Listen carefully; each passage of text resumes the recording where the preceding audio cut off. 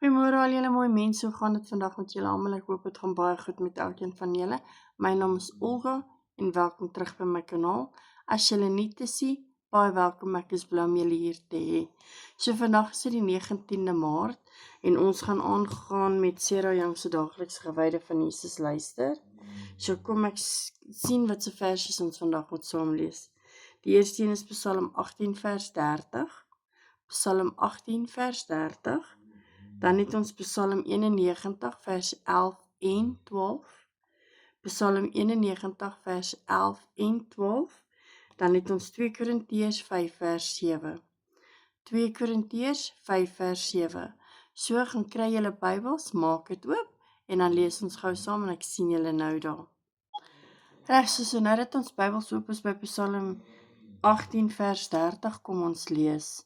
Met u hulp loop ek 'n oormagstorm, met my God by my, in geen stadsmuur vir my te hoog nie.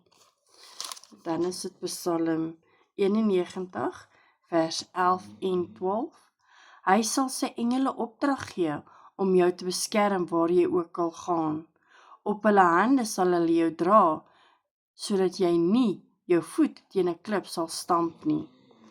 Dan het ons 2 Korintiërs 5 vers 7 en hierso staan, want ons lewe deur geloof, nie deur sien nie.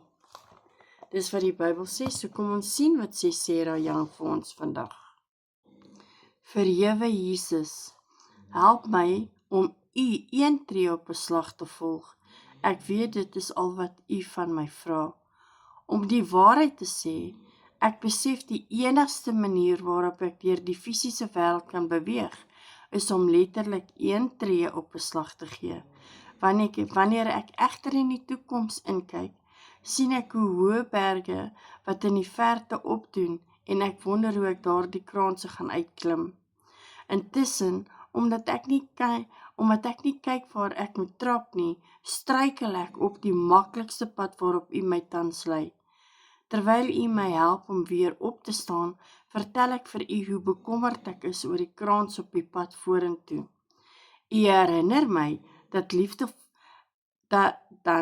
liefdevol daaraan dat ek nie eens weet wat vandag gaan gebeur nie. Wat nog te sê van môre. Ons pad kan skielik in 'n ander rigting kronkel, wat ons weg van daardie hoë bergtoppe lei. Of daar is dalk 'n maklike pad teen die berg op wat nie van hier af sigbaar is nie. Ek weet as u my teen die steilste pad uitlei, u my deeglik sal toerus vir daardie uitputtende opdraande. U sal selfs engele beveel om my te beskerm oral waar ek gaan. Ek wil regtig gefokus bly op die huidige reis en u teenwoordigheid. Leer my om te leef deur te glo en nie deur te sien nie, om te vertrou dat u die pad vir my sal voorberei.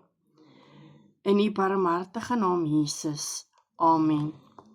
Baie dankie weer eens dat julle almal hier is. Ek waardeer elkeen van julle. En onthou net asseblief julle thumbs up, deel dit uit aan al julle familie en vriende. Ek sal dit regtig waardeer.